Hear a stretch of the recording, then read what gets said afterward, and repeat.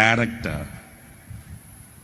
నిన్ను చూడగానే గుర్తించాలి. నీ నడక, నీ మాట, నీ ప్రవర్తన ఎలా ఉండాలంట? మాదిరిగా అంటే నిన్ను చూసి అనేకులు నేర్చుకునేటట్లు.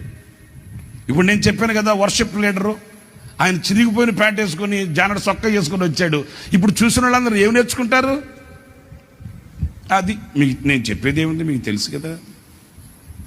అలా కాదు, మాదిరికరమైన ఒక యవనునిగా, నీ ఇంట్లో నీ ఒక మాదిరికరమైన యవనస్తురాలుగా, మాదిరికరమైన యవనుడిగా నిన్ను చూసి నీ చెల్లి నేర్చుకోవాలి, నిన్ను చూసి నీ తమ్ముడు నేర్చుకోవాలి.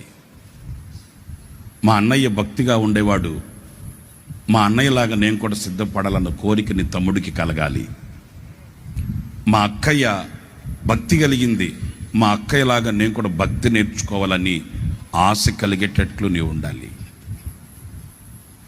ఆ మాదిరికరమైన యవనుడిగా ఉన్నప్పుడే దేవుని చేతిలో ఘనమైన పాత్రగా బ్రతకగలుగుతావు, శ్రేష్టమైన ఈవులను అందుకోగలుగుతావు. ఫలించి అభివృద్ధి చెంది వికసించి ప్రకాశించి పరిమళించి ప్రజ్వలిల్లుతూ ప్రభు కొరకైన సాక్షిగా నీ బ్రతుకు